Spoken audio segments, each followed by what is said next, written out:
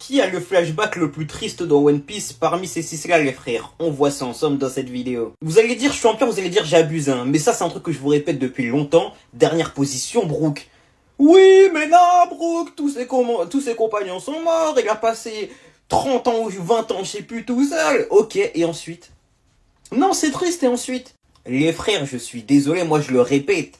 Contrairement aux autres qui, entre guillemets, n'ont pas choisi cette vie-là, ils étaient enfants, ont subi les événements. Brook, tonton Brook, avec 40 piges, il a choisi la vie de pirate. Je suis désolé, je peux pas être empathique sur ça, ou du moins pas autant qu'avec les autres. Ensuite de ça, celui de Chopper, les gars, personnellement, quand je l'ai vu, j'étais petit, et sincèrement, j'ai trouvé ça très très triste. Vraiment, je trouvais ça très triste, les frères. Le docteur et Luke, vraiment MVP de ça. Mais maintenant, en grandissant, je trouve que ça va par rapport aux autres, tu vois, c'est moins triste. Même s'il m'a plus affecté que les autres, hein, qu'on soit bien d'accord. Ensuite de ça, les gars, je vais mettre celui de Sanji.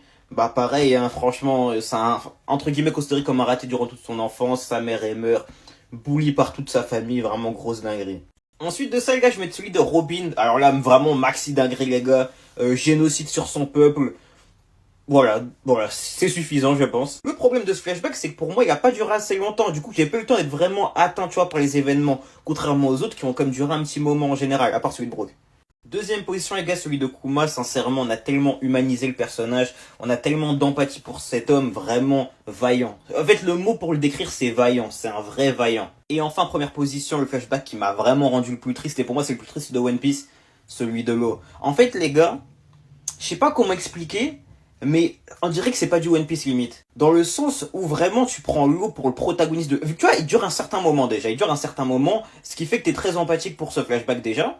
Mais surtout, tu vois, t'as vraiment ce délire en mode... limite, c'est une nouvelle histoire, l'eau, le main caractère, tout ça.